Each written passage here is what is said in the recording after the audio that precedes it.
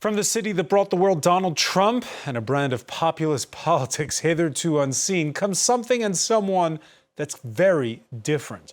The whole world is watching 34-year-old Zohran Mamdani, whose army of Gen Z supporters have propelled the Democratic Socialist to heavy favorite status ahead of next Tuesday's race for mayor of New York City.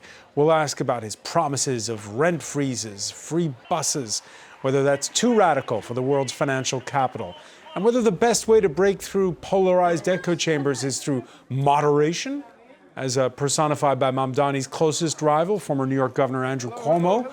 We'll ask about policy difference and age gaps, whether when it comes to Gen Z, New York City might be an outlier. As supporters of assassinated far-right activist Charlie Kirk will tell you, there's a whole demographic out there that's up for grabs, and not only, by the way, in the United States. Today in the France 24 debate, how much is Mamdani to be considered a Gen Z poster child? Joining us shortly from New York City will be with Megan Rodriguez, co-founder and programs director for Reroute Power, a political action committee of Gen Zers supporting Zohran Mamdani. From Vienna, he was a New York State Assemblyman alongside Mamdani, a Gen Zer as well, who attended the same high school in the Bronx. Kenny Burgos, CEO of the New York Apartment Association that represents landlords of rent-stabilized apartments. Thank you for joining us. Thanks for having me. She's a young American in Paris who also grew up in La Grosse Pomme, New York City. I should say, digital and motion designer Jamie Mars from the Washington Heights neighborhood of Manhattan. That's me. Thank you for having me. Thank you for being with us. Later, we'll also be joined by Swiss journalist Richard Verly, whose recent road trip across the United States became his latest book, The America That Hates Us, is published in French. On the go, by the way, you can listen to the show wherever podcasts are streamed. Election Day, Tuesday, November 4th. And what's for sure is that the interest is high, very high. Gen Zers swarming the polling stations in last June's Democratic Party primary that made the polls get it wrong. This time, on the first 2 days of early voting, this was last Saturday and Sunday, Gen Xers and Boomers came out in droves. What is certain is that turnout across the board at this stage is much, much higher than 4 years ago across the 5 boroughs that make up the city that never sleeps. Alita Gadeva reports on this Mamdani effect. For his Get Out the Vote rally at the iconic Forest Hill Stadium in Queens, Zohran Mamdani drew a huge crowd of about 13,000 people, a number more typical of a national race than a local one.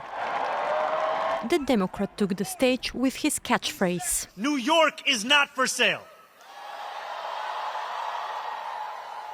And now, as we stand on the precipice of taking this city back from corrupt politicians and the billionaires that fund them, let our words ring out so loud tonight that Andrew Cuomo can hear them in his $8,000 a month apartment. An attack on his main rival, former Democratic Governor Andrew Cuomo, who is now running as an independent. Socialist Mamdani promises to freeze rents for 2 million tenants, build 200,000 homes and create free daycare places. His promise of a more affordable city resonates with many of those attending the rally. I'm an oncology social worker, so I'm really concerned about what's happening in our country with affording food, health care. I'm kind of tired of establishment candidates, I guess, and a lot of money kind of flooding in and supporting those candidates. So it was refreshing. I think he reminds me of Bernie in a way. And the former presidential candidate and left-wing Senator Bernie Sanders giving his full support to Mamdani. A victory here in New York will give hope and inspiration to people throughout our country and throughout the world. That is what this election is about. And that is why Donald Trump is paying attention to this election. Apart from cost of living, the race has also been dominated by how each candidate would handle US President Donald Trump. Trump threatened to slash New York City federal funding if Mamdani is elected. For now, however, he remains the frontrunner, with Republican candidate Curtis Sliwa far behind in the polls. Jamie Mars, when did you first hear the name Zohran Mamdani? Oh, wow, that's a great question. I think beginning of this year, I started seeing more and more about him on social media. And immediately I was really captivated by the fact that he actually grew up in New York. And once I started looking into his policies, I was like, wow, this is really the guy that could bring forward a New York City that I would want to live in if I was still there. And now that he's on the cusp of it, is this the campaign you expected after that shock in the primary? Yeah, honestly, I'm really enthused. I feel like everything we've been seeing so far, in particular him passing through all the boroughs, making sure to connect with all different type of New Yorkers and getting that message across that he wants to make the city more accessible for everybody. This in particular, the rent freeze, this is something that I think is incredibly important. The city's becoming extremely unaffordable. And amongst his other policies, I'm deeply enthused, and I really hope that this is the campaign. I hope he wins, of course. So, Kenny Burgos, you attend the same high school in the Bronx as Zohran Mamdani. You sit in the state legislature at the same time. Did you know then that there would be this push? And certainly not when we were elected. Zoran and I were elected as the part of the largest class in the assembly since 1972. So 19 new lawmakers. We were all sort of finding our footing. I don't think we were planning out, or Zoran himself was planning to run for mayor at that time. But I know for a fact, once Eric Adams had won his election for mayor in 2021, there was a conversation within DSA and Zoran as well, deciding who would be the candidate from their camp to run against Eric Adams in 2025. What was the Zohran Mamdani you frequented in the state legislature like? And did you know him when you were in high school? We didn't know each other in high school. There's a bit of an age gap, but we had overlap. So I met him certainly when we were elected. And listen, what I'll say, despite having incredible policy differences with Zoran, he was very much how you see him today. I think it's why he performed very well. He's, appears authentic. He has a humbleness about himself, and he appears as himself, which is what the people are liking and why he is doing so well in the polls right now. You heard Jamie say that she first found out about him over social media. Of course, that's no longer surprising when you look at people of your generation. Absolutely not. The funniest thing is when I was a staffer in the New York City Council, I'd often tell members that I worked for, you should put the information that you work on social media. And I was often sort of dismissed and saying social media isn't real life. And it isn't until a few years later where I think electeds and others are realizing that you can connect with your constituents sometimes on a larger level than even through traditional media channels. I mean, the viewership of some local channels, it pales in comparison to a viral social media video. And I think, Zoran is certainly proving this through the election, and he is reshaping what it means to run for office. I think there's still a lot more conversation to be had as to, policy and governing.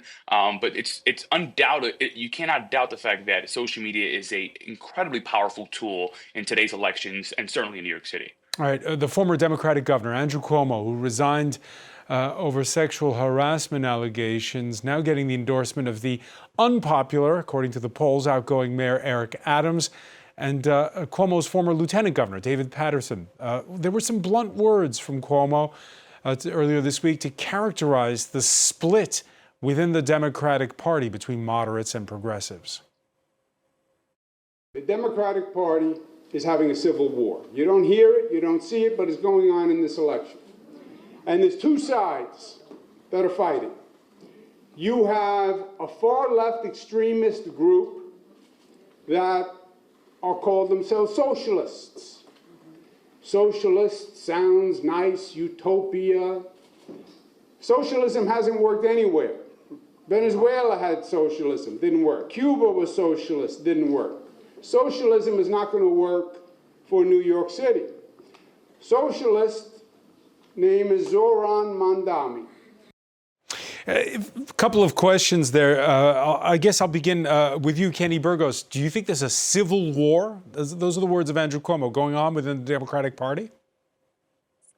That isn't a terminology that I would use for what's happening, but there's certainly been an incredible amount of tension between the socialists and I guess what you would call a typical Democrat in New York City.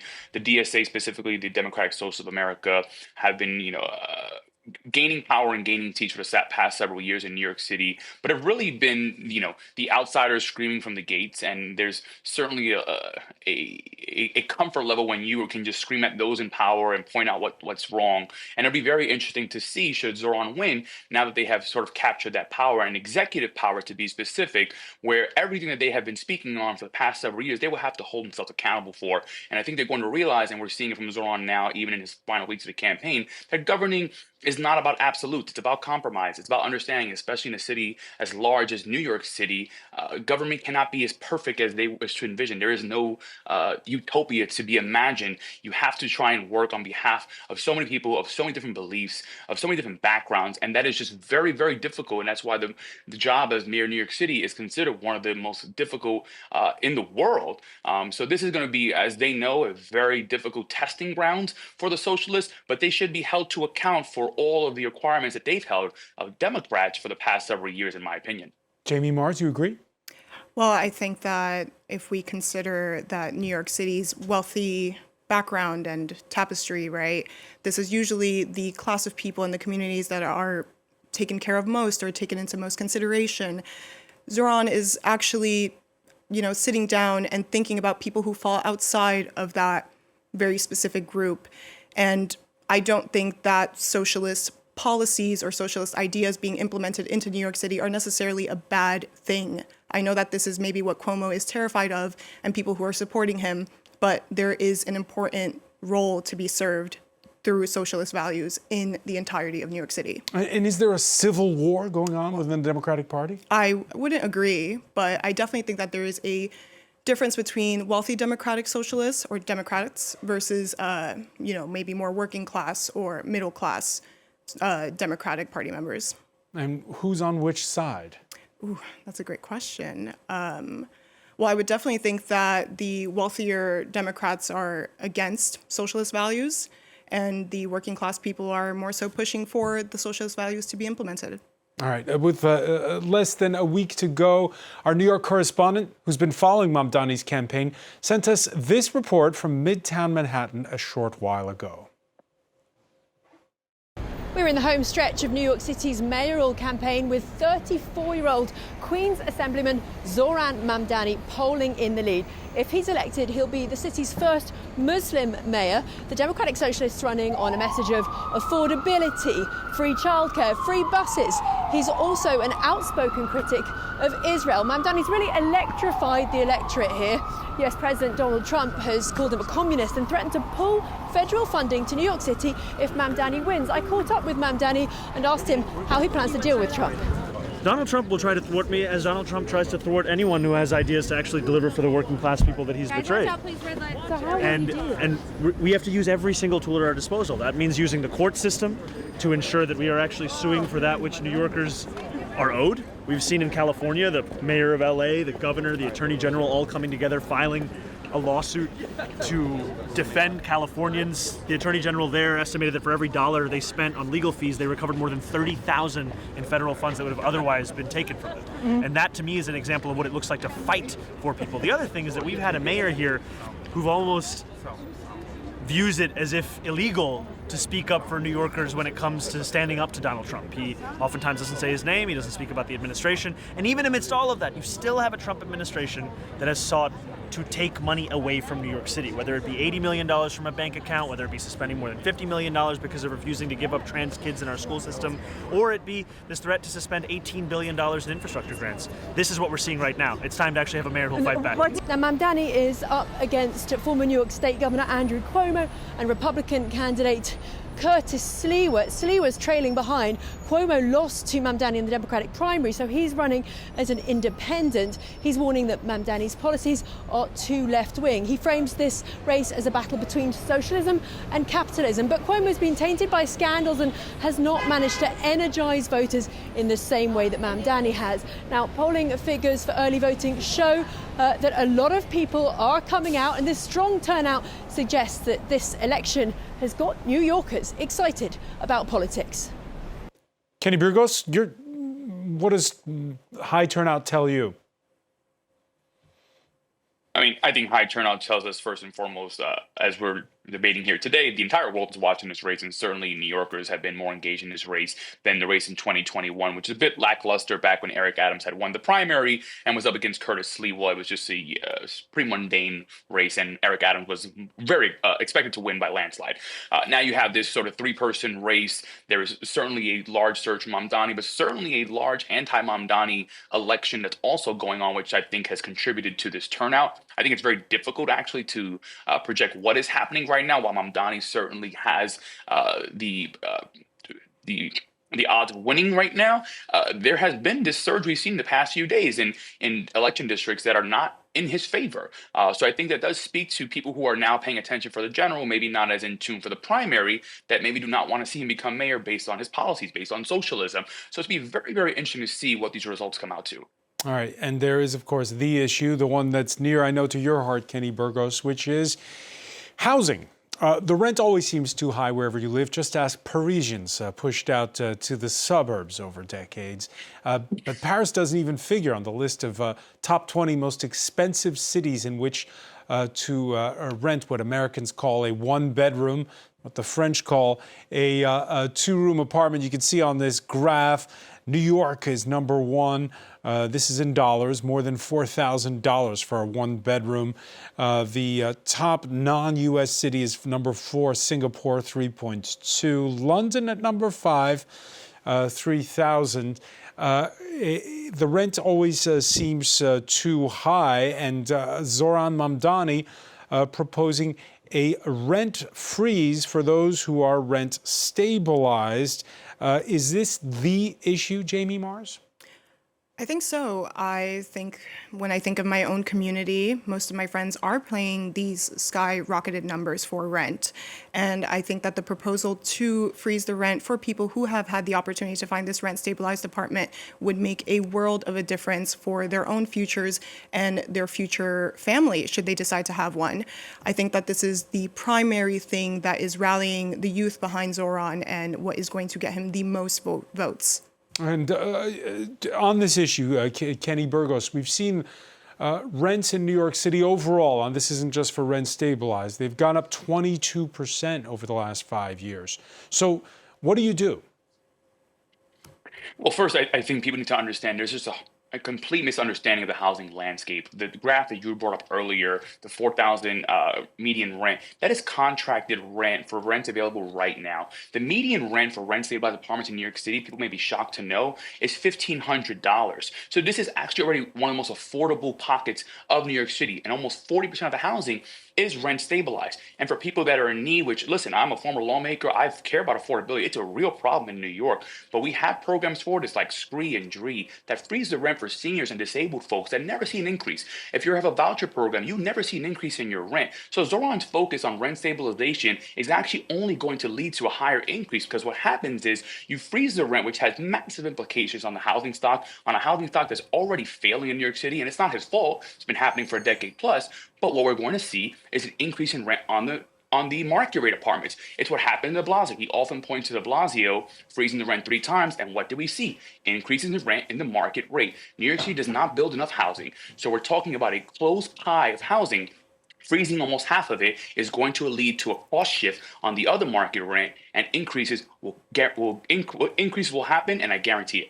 All right, you talked earlier, Kenny, about the need to compromise once you're in office. New York Magazine columnist Errol Lewis also followed Zohran Mamdani's campaign, and he says that the mayoral candidate now endorses more than just freezing the rent.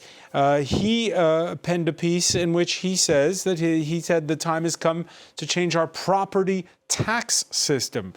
So is that a sign that he's open to all good ideas?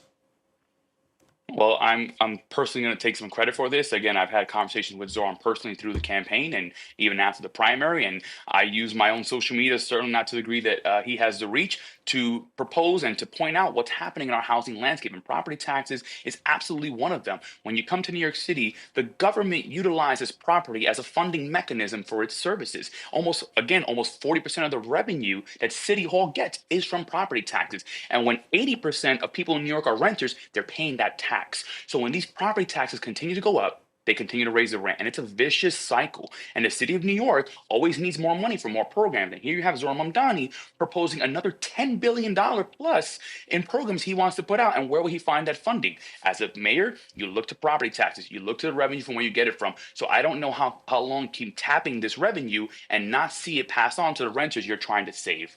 All right, so the gremlins in the system could not keep Megan Rodriguez of the Political Action Committee, Reroute Power, from joining us. Thank you for being with us here on France, in the France 24 debate.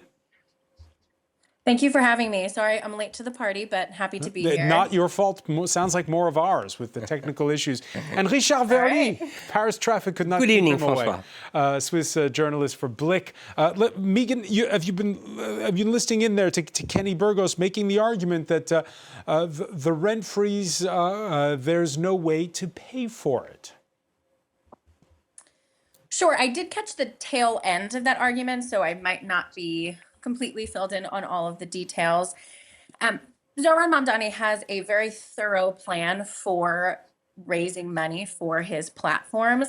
One of such is to increase property tax rates, as well as raise municipal bonds, both from the city and in the state level, in order to pay for freezing rent-stabilized apartments. Zohran's plan also for making housing more affordable in the city is not just pinned down to rent stabilization freezes. It also means reinvesting and redoing the budget of New York City to add more money in and staff better the departments in the city that protect tenants. That is one of such way that we are going to be able to cut costs and make housing more affordable for people in New York City. And Megan, what is the plan for property owners who may not have enough money then for maintenance? For landlords who are undergoing construction for properties that are rent stabilization, not every unit in different apartment buildings are rent stabilized. So there is a plethora of units that are not subject to rent stabilization freezes. There's a common misconception that when Zohran says freeze the rent, it's going to be all apartment units in the city. It's just the narrow number of apartments that are stabilized. So it is not going to unduly impact the finances of large landlords that own multiple units in apartment buildings across the city. Kenny Burgos, your reaction? Well, there's not a narrow number of units. There's 1 million apartments that are rent stabilized in New York City, in a city of 2.3 million rentals. And Megan is right that there are certain apartments that have what's called a mixed regulatory status, but she's proving what I just said before, where the cost is shifted to the market rate tenant. So your neighbor is paying for the rent freeze of a rent stabilized apartment, which, by the way, has no income testing. So I don't know who this targeted freeze is for.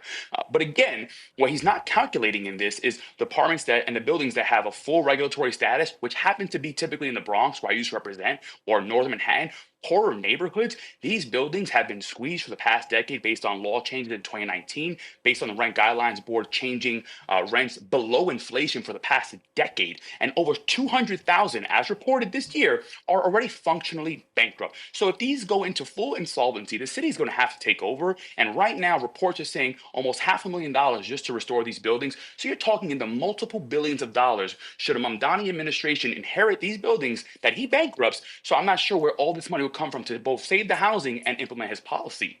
It's a fallacy. Jamie Morris, what's the perception in your neighborhood of Washington Heights, a working class neighborhood near the George Washington Bridge there? Well, in particular regarding the rent freeze or the desire like where to does the freeze it? burden lie? Well, actively, the community is experiencing a big influx of gentrification, and therefore residents are already feeling the squeeze, not only in regards to their housing, but also the expenses that change around it as well. So I think that the tapestry that needs to be taken care of it's pretty complex, and people just want to be able to feel like they can afford their lives in the community. Richard Verly, as you can hear, this conversation between New Yorkers is a pointed one on this issue of housing, which is an issue throughout the West, throughout the world, in fact.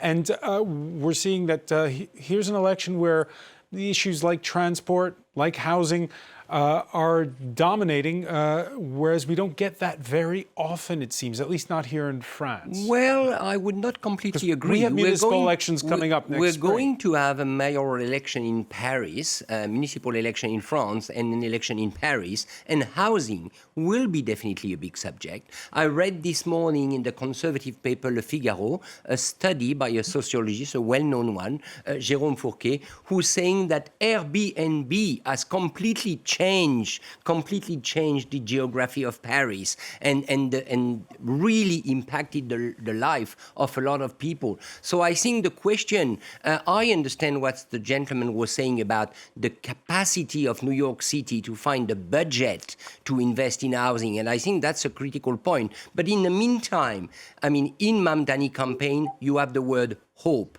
Hope for people to have decent housing, hope for people to find a place to stay. And I think it's very difficult in a campaign. I think the gentleman will not contradict me. It's very difficult to go against a word like hope. There is a need of hope. And that's true for Paris as well. People are evicted. Middle-class family can't stay in Paris anymore. They've got to go to the suburbs where transportation is not proper. So I would say, maybe Mamdani will find himself trapped into a financial difficulty, but he's got a real loud point pointing out housing.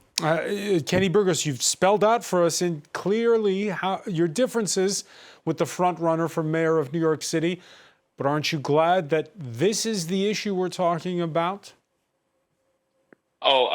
I've told him this personally as well. And I mean, if he's done nothing, it's put a spotlight on this issue that I have been raising the alarm bells since being a lawmaker. I mean, I'm sitting with you at France 24 News. I've never had more questions about rent stabilized housing. And I want people to understand how it works. I need people to understand that while my organization, yes, is an organization of property owners, I operate this organization with a goal of affordability. I operate with the love of New York in my heart that I'm born in and my family still lives in. And I know that housing is so important, but we have to have a realistic conversation on how we help those people, how we build more housing, and how we create a more prosperous New York City through real practical policy. A freeze the rent campaign is just not going to achieve what people think it's going to achieve. And in fact, I've told Zohran, he is walking into a problem that I believe can derail his administration in the way the migrant crisis derailed the Eric Adams administration. Because again, it is not his fault that the past 10 years have destroyed this housing, but he is going to guarantee its insolvency through the rent freeze. All right, Megan Rodriguez, I know you disagree, but we on this, but we'll just want to move on to again the perception of this race, because you're speaking on an international news channel. This is the week where our viewers in Ivory Coast saw their 83-year-old president get another term.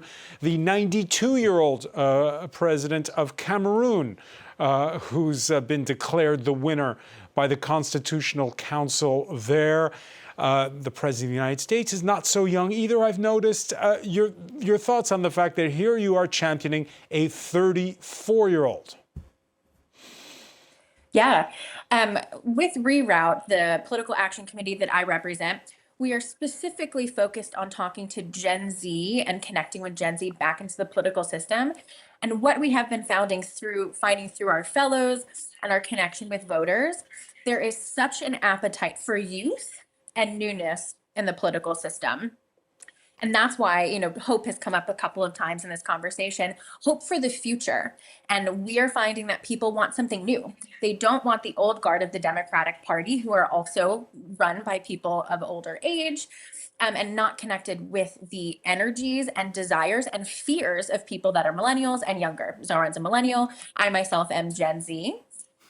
There is something to be said about having people who are new to the political game reinvigorating the race in New York City, and that is an echo that we're seeing across the country, is a desire to let go of the old, both rhetorically, politically, and sometimes in people as well, and embrace new and innovative policies and people.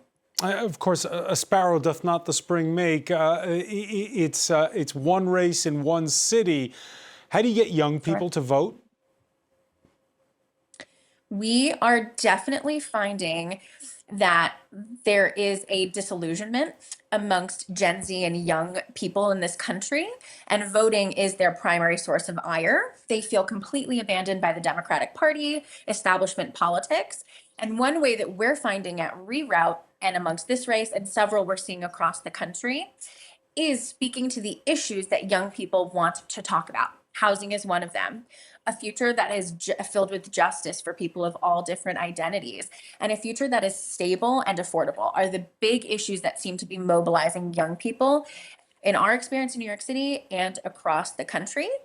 We also need to connect with young voters like myself and my peers in ways that are not archaic. We need to have new forms of media, new forms of direct voter contact, and we need to center the future in our politics. Not archaic, but does that just mean that you want to push on the algorithms of TikTok and Instagram? Jamie Mars, is it a virtual conversation that's needed? Absolutely. I think that that's the best way to get people informed and involved. It's the easiest way to come across information about what these candidates have to offer. And I'm sure your friends talk about politics with a capital P. You know, how do you make your world a better place? But how many of them actually vote? I think all of my friends actually vote. Your friends actually vote? In my immediate community, and that may be in reaction to the fact that I am involved and care deeply about politics. My friends do vote. They are actively canvassing for Zohran, and we are a Gen Z community, Gen Z to early millennial. All right, back in June, before he was assassinated, the far-right U.S. activist Charlie Kirk made Mamdani's win all about identity politics. He wrote 24 years ago, a group of Muslims killed 2,007 people on 9/11. Now a Muslim socialist is on pace to run New York City. Now, Charlie Kirk, somebody whose message is directed at college students, Richard Verly, the Gen Zers you saw on your road trip across America, were they like present company or were they different? Well, those I met for the book I just released on the relationship between Trump and the MAGA movement in Europe were mainly Trumpist. So they were mainly on the Charlie Kirk side. Though I must say, and contrary to what Charlie Kirk was writing, even young Trumpists I met when I went from Chicago to Florida, very few of them mentioned religion. Very few of them mentioned religion. And to my surprise, I thought that they would spontaneously mention religion. So I think Charlie Kirk, who was himself a devoted Christian and was focusing on that specific community, probably he overemphasized the importance of religion. I believe that for this Gen Z generation, what is more important is what the state, meaning the government apparatus, is bringing to you. What do you get from the government? You vote to get something. You want to get something. You're tired, if I may. Sorry, I'm much older than you, but no, not than you, Francois. No, don't smile. Thanks for that. Thanks for that. Merci. But I think this generation is fed up with principles that do not bring results. It is true for the conservative side, it is true for the liberal side. Both sides are tired with ideas that do not translate into concrete results. Yeah, but what conclusions do this younger generation draw? The Charlie Kirks of this world have the ear of a lot of Gen Zers, and to be more specific, male Gen Zers, according to a recent NBC News poll that, by the way, mirrors the gender gap here in France or in neighboring Germany between far left and far right. You can see that the poll points to a wide difference both on the person of Donald Trump and on the issues that he embraces, like border security, deportations and immigration, trade. Everything in green is men, everything in gray is women, cost of living. Even there are differences. Gen Z, Kenny Burgos, is not a monolith. Certainly not, and neither has any generation been prior to them. But I think what we've been seeing is this reach for economic populism, both either to the right side with Donald Trump, and now we've seen the left side even with Zohran Mamdani. But then, as you pointed out, going down to the gender roles, it's unnerving. And this, I think, social media has a huge role in this, where, of course, you have these feedback loops, again, that are feeding either young males or young women the algorithm is feeding them policies that are radicalizing them, whether it be policy choices again as on border, on gender issues. And I'm not sure how we close this gap, but I think it is incredibly important that we do, because it is tearing the societal fabric, and that it will take a generation to solve. Megan Rodriguez, is it going to be no longer Democrats versus Republicans, but men versus women?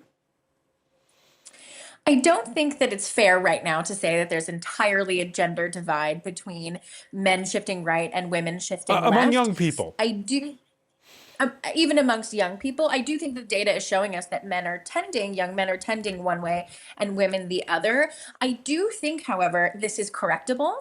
I think a lot of the ire that young men who are shifting right are feeling is because there is no vision for the future. The politics that we've had thus far with the liberal Democratic Party and the right is not offering young men and young women something to look forward to. People are not able to earn living wages. People are not able to own property one day. And seeing a future for themselves is causing people to burrow into political ideologies that are not necessarily conducive to future building. So I think the way to combat this deepening divide is by producing policy and a vision of the future that is bright for everyone, men, women, young people, old people, across the political spectrum. Jamie Mars, how do you explain this then? Is this something that you've noticed in your circle? Absolutely, 100%. I think that this is essentially what Zohran is trying to solve. I think that there is no optimism for the future, and we sense that in the conversations that are being held within communities. And we want to have something to look forward to, and Zohran is the only candidate that is actively, one, has the chance to show what he's about, what he can do, but two, is promising a brighter future instead of just reverting back into tradition that allegedly would help us find comfort and has not worked so far to this point. That's how we got here. It's a race for mayor. It's not a national race we're talking about. True. Now, what I'm afraid of, when I keep in mind what our friend was saying from New York City, Zohran Mamdani, the problem is when you trigger a lot of hope, especially towards the young generation. And if, when you are in office, you bump into financial problems and you're not being able to fulfill the promises, then you open a real gap of disappointment. And that's what I'm afraid of. So you like it or not, at a certain moment, hope should be realistic.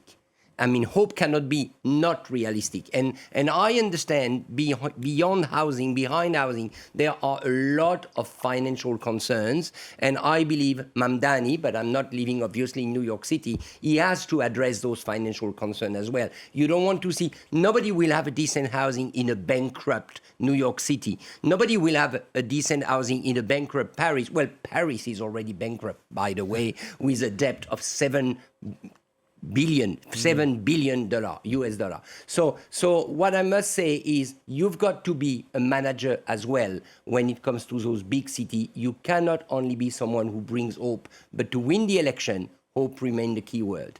Megan Rodriguez, there was a mayor of New York not so long ago who, when he came into power, was on a progressive platform. His name is Bill de Blasio. He did serve 2 terms, but by the end of his second term, there was a lot of disillusion. How does Zohran Mamdani avoid the pitfalls of his predecessor?